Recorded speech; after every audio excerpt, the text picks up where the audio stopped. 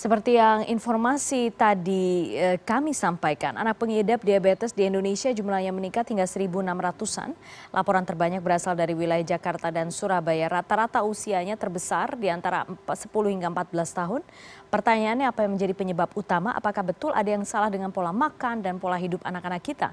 Dan saya sudah kembali bergabung dengan narasumber secara virtual, yaitu Prof. Aman B. Pulungan, Project Leader Changing Diabetes in Children Indonesia atau CDIC. Prof. Aman, selamat malam. Malam, Assalamualaikum Putri. Waalaikumsalam warahmatullahi wabarakatuh. Kondisinya lebih baik dan suaranya juga jauh lebih jelas, Prof. Apakah betul sekarang? Kami ingin mengonfirmasi. Jadi betul ada peningkatan jumlah pengidap diabetes pada anak dan itu peningkatannya signifikan drastis atau memang pelan-pelan naik atau bagaimana, Prof? Jadi sebetulnya jadi waktu itu saya 2001 Project Leader World Diabetic. Nah setelah itu ini kita teruskan registry, semua kita daftar, akumulatif. Pada saat 2020 ini meningkatnya cukup pesat memang. Jadi ada pengaruh pandemi. Yeah. Kalau boleh saya jelaskan, data ini masih permukaan gunung es. Oke. Jadi data yang sebenarnya kita tidak tahu. Kalau kita lihat data-data negara lain itu, diabetes pada anak ini ada 3. Diabetes tipe 1, ini yang tergantung kulit karena pun. Nah, pada saat ini memang tinggi. Ya. Yeah. Suara saya jelas ya? Jelas, Prof. Nah, kalau diabetes tipe 2, ini yang tadinya hanya pada dewasa, sekarang juga ada pada anak. Ini adalah pola hidup. Anaknya gemuk, mager pada saat pandemi banyak. Nah, diabetes kita meningkat pada saat ini. Dan yang berikutnya, tipe yang lain-lain. Tadi itu yang katanya ada yang 0 tahun, baru lahir, atau sekunder karena penyakit lain. Jadi ketiga-tiganya ini, saat ini memang meningkat. Nah, kalau kita katakan, pola hidup dan gaya hidup itu ke tipe 2. Tipe 2, oke. Kalau tipe 1 ini dia autoimun. Memang agak sulit, kita tidak bisa mencegahnya. Kalau dari persentasenya yang tipe 2 ini apakah jauh lebih banyak, Prof, yang berkaitan dengan pola hidup? Karena tadi kan Anda mengatakan pandemi meningkat drastis, kita tahu pandemi mobilitas sangat dibatasi, dan apakah memang itu yang kemudian menyebabkan peningkatan yang cukup besar? Nah, kalau dari segi peningkatan, tipe 2 cukup banyak. Tapi kalau segi total dalam jumlah, itu tetap tipe 1 lebih banyak. Tipe 1 lebih banyak. Ya.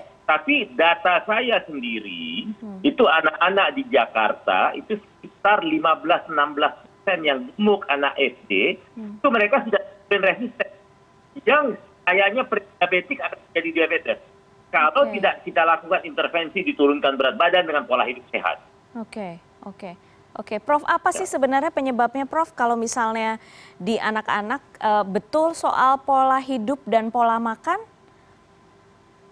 Kalau yang tipe 1 ini memang penyebabnya autoimun. Bisa jadi karena infeksi virus semua dan lain-lain. Jadi agak sulit kita mencarinya karena terkait memang dan lain. Tapi kalau tipe 2 pasti karena pola hidup, pola makan, lifestyle, dan memang faktor turunan di sini. Kalau tipe yang lain itu, ada yang genetik, ada yang sekunder karena penyakit lain, misalnya dia karena talasemi atau karena misalnya dia leukemi atau dia sakit lain-lainnya bisa di diabetes. Jadi yang tipe 2 ini yang harusnya tidak boleh ada anak gemuk. Konsumsi gula kita ada putih rekomendasi WHO. Bayi tidak boleh diberi gula pada umur tertentu. Nah, kalau toh dia di atas 5 tahun, ada rekomendasi WHO. Makanan sehat harus ada di sekolah. Apakah kemudian sekarang kalau misalnya kita melihat dari tipe-tipenya itu kan memang spesifik ya Prof. Tapi kalau misalnya saya tertarik untuk mendalami yang tipe 2. Karena kemudian kenapa yang tipe 2 itu adalah sesuatu yang bisa kita kontrol, yang bisa kita intervensi ya Prof ya? Persis, betul. Oke, apa yang salah kemudian Prof? Apa yang kemudian salah? Kalau misalnya Anda tadi bicara soal sekolah, berarti apakah ada pendidikan soal gizi yang miss atau apa sebenarnya? Yang salah pertama sekali adalah tidak ada awareness terhadap diabetes pada anak. Yang kedua, tidak ada awareness bahwa menganggap anak obes itu sakit. Oke. Jadi anak gemuk dianggap lucu. Oke, iya. Nah, yang ketiga adalah tidak ada awareness terhadap pola hidup dan pola makan sehat. Termasuk di sekolah. Boleh kasih lihat di sekolah di kita yang ada, yang pola makannya sehat. Tidak menjual makanan minuman yang manis. Misalnya. Iya, iya. Ini hal yang seperti ini kan harus start dari rumah dan sekolah. Betul. Ini lingkungan yang paling anak-anak menghabiskan hidupnya di sini kan. Iya. Kalau yang di luar lingkungan ini saja mereka tidak bisa sehat, bagaimana dia akan sehat selanjutnya? Betul. Ya kan? Betul. Kenapa mereka tergantung apa yang kita buat setup lingkungannya kan? Iya. Orang tua harus diajarin, masyarakat harus diajarkan. Misalnya dia minum atau makan tertentu, berapa kalori ini, berapa kandungan gulanya. Orang harus membaca berapa gram gulanya. Dan kalau perlu, kalau gula itu memang berlebihan, kalau perlu kita membuat pajak gula itu lebih mahal. Kalau perlu kita membuat di label makanan itu seperti rokok.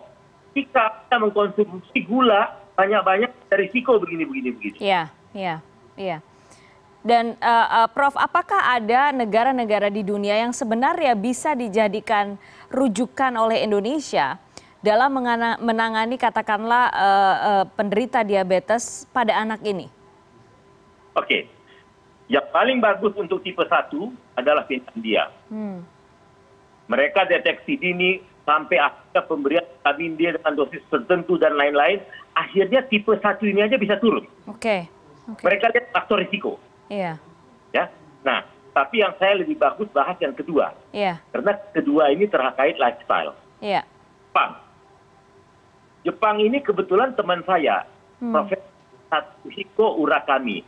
Saya kebetulan sama-sama pengajar diabetik kita di dunia. Iya. Dia mengusulkan pada saat itu, berapa tahun yang lalu, mungkin anak di Tokyo semua, setiap tahun ajaran baru, membawa print kencingnya masing-masing.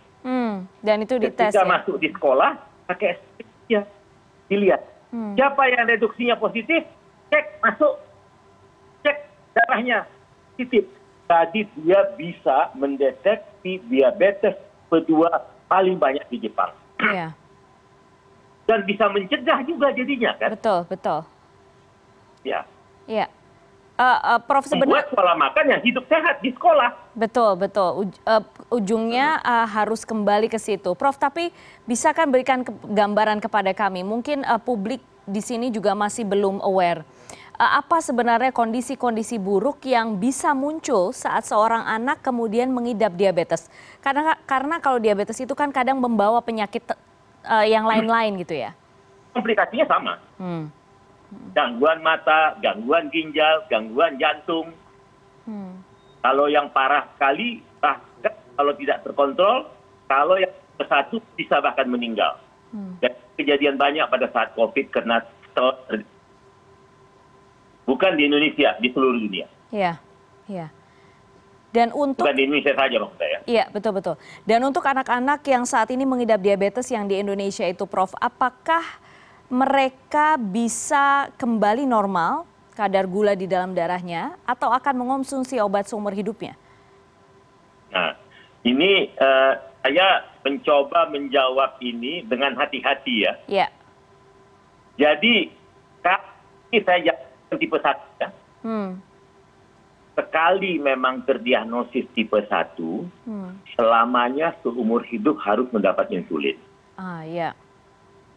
Oke? Iya. Tetapi dia ada 5 pilar bisa saya jelaskan. Tetapi yang penting, ketika metabolic kontrolnya baik, anak diabetes ini bisa menjadi profesor, bisa menjadi penyiar seperti Putri, bisa menjadi dokter, bisa menjadi Halle Berry, bisa menjadi Jonas Brothers, bisa menjadi juara Olimpik. Apa saja bisa. Dengan syarat terkontrol diabetes. Sudah banyak yang anak diabetes kita menjadi dokter, yang menjadi dokter spesialis toh bahkan. Bisa jadi lawyer. Jadi tidak ada masalah. Itu bukan the end of the life. Jadi memang mereka dicoba, tetapi dengan kontrol metabolik yang bagus, akhirnya mereka bisa menjadi apa saja yang mereka impikan. Nah ini yang harus kita beri semangat sebetulnya. Jadi saya terima kasih sekali nih media mau mengekspos ini, kita harus endorse ini.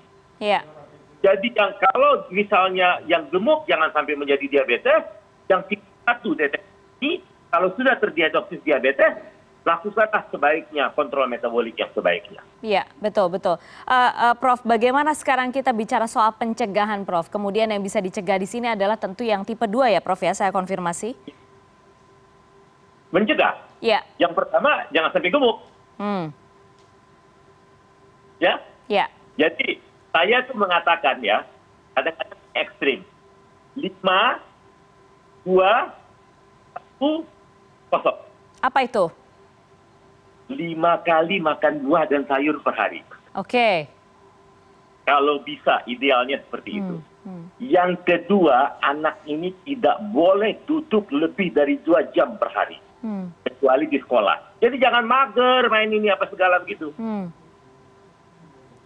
Ya kan? Nah, yang berikutnya tadi 5, 2, 1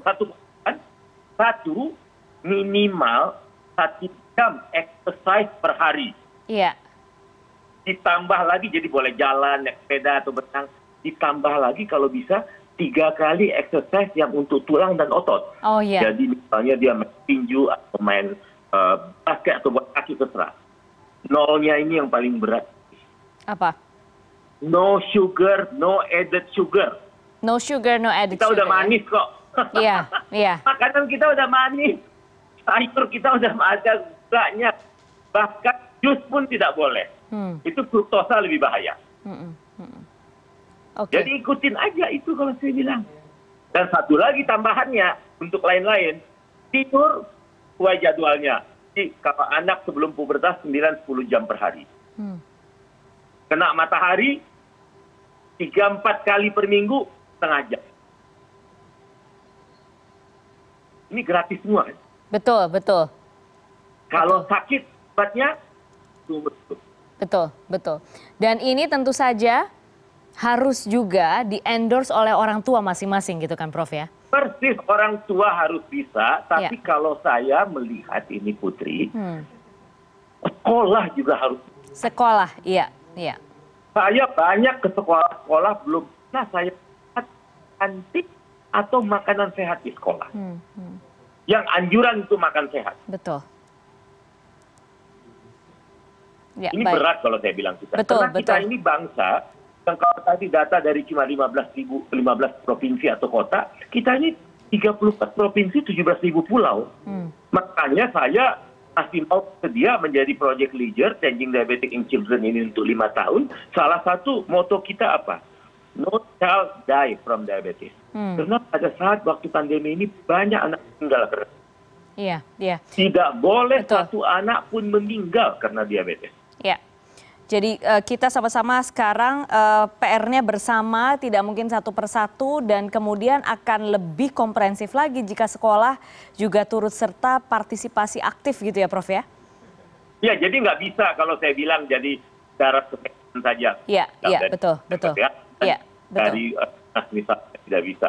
Yang paling penting di sini kalau saya bilang guru-guru harus paham. Ya, sekolah.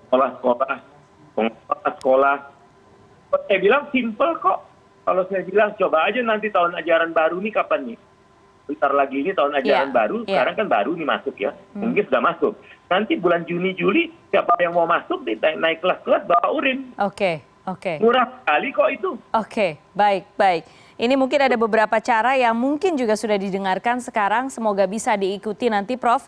Prof, terima kasih banyak sekali lagi sudah berdiskusi malam hari ini. Terima kasih nih karena memberikan CNN insight. Putri sudah ikut mengangkat ini. Sama-sama, Prof. Prof. Banyak ibadahnya ini, amalnya ini. Amin. Sama-sama, Prof. Demi anak-anak kita ya, Prof ya. Terima kasih. Iya, amin. Terima kasih, Prof. Selamat malam. Sehat selalu. Malam. Ya, selamat.